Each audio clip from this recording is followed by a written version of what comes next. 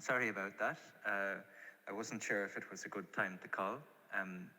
Betsy did mention that you were able to do it, and that's good.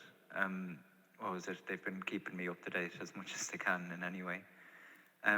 But anyway, it was good to hear your voice and that you're keeping busy, practicing words and so on. I'll give you a try later and see if that works.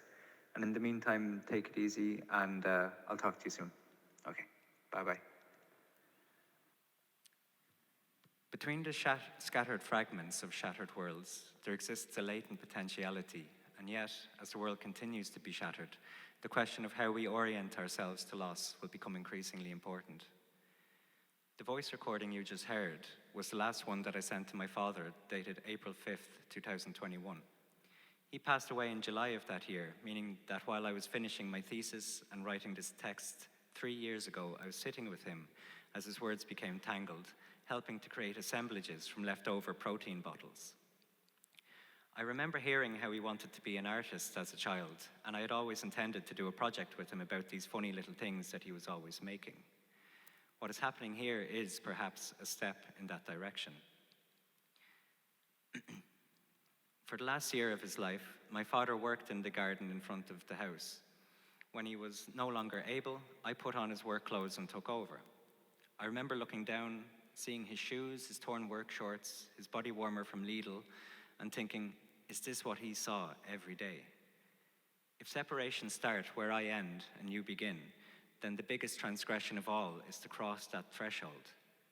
Intimacy in this sense is a threat to a system predicated on the violence of separation. Two scattered points held separate, crossing the foundational boundary that separates me from you. When he passed away, people said the garden was a fitting memorial, but I completely disagree.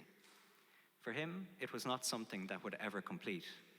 Looking back, I view the practices that he developed in the garden, as well as the assemblages he made throughout his life, as a series of twists that blurred the lines he followed, a refusal to accept that things could be limited by the words that defined them. Honestly, people thought he was weird, and he was. The word weird has its roots in the word fata, meaning fate, as a folding of effects through time. However, fata can also refer to fairy or to speak, suggesting a certain power in the utterance to create ripples that affect changes in the past and reorient the present. When infrastructure kills, it kills again, and when we mourn again. But in mourning, I suggest we do not lament its passing, its slipping into a history that is foreclosed.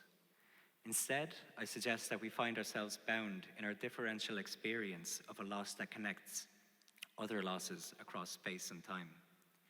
Held mutually in a suspense that is generative of other forms of speech, creating ripples, forming potentialities that twist and diverge, leading not somewhere new, but indeed remembering that other ways of being in the world were and are parsable. I believe my father found a way to create ripples in the garden, navigating inherited and emotional wounds that scattered his life. For him, it was a ritual, a practice of intimacy, through which he emerged irrevocably, however slightly, changed. When read as a series of utterances scattered across time,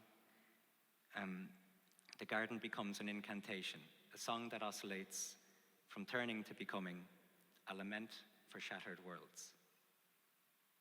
Is it Leylandia? Leylandi. Leylandi. Leylandii. Okay, so Leyandi. Leylandia.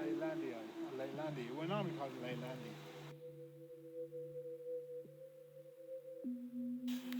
Cooked use for growing stuff. Oh yeah, our guy suggested to put fruit trees here. It's not a bad idea. Apples, pears. Yeah.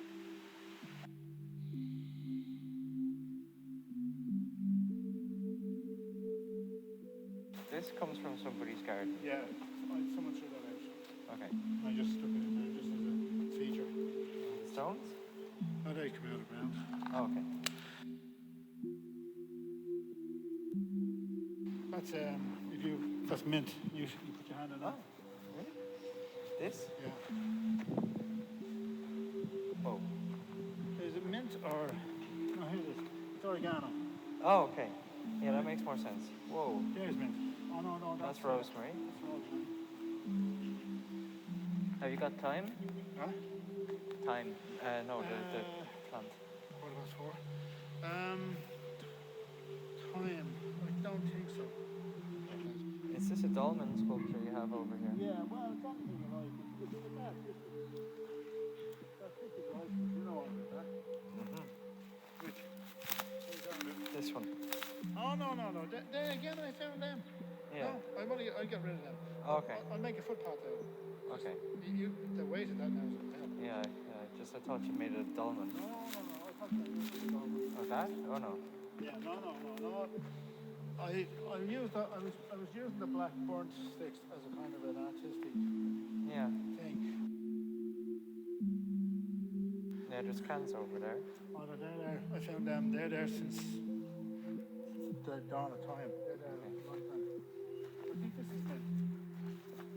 Looks like mint.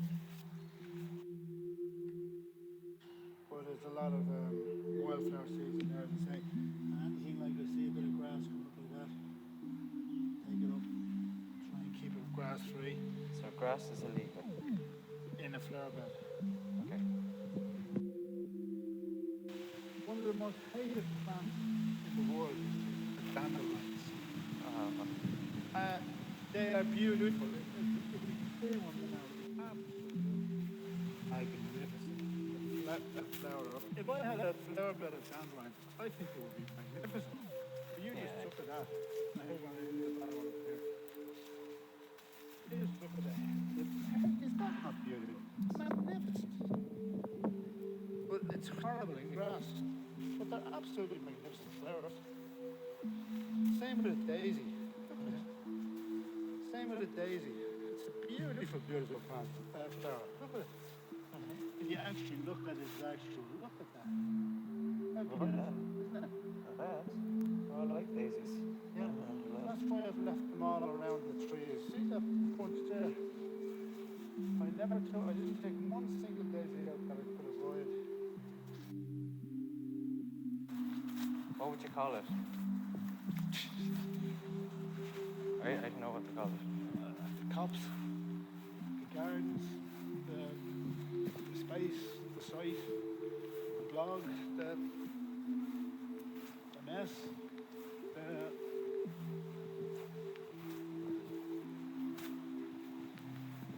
space,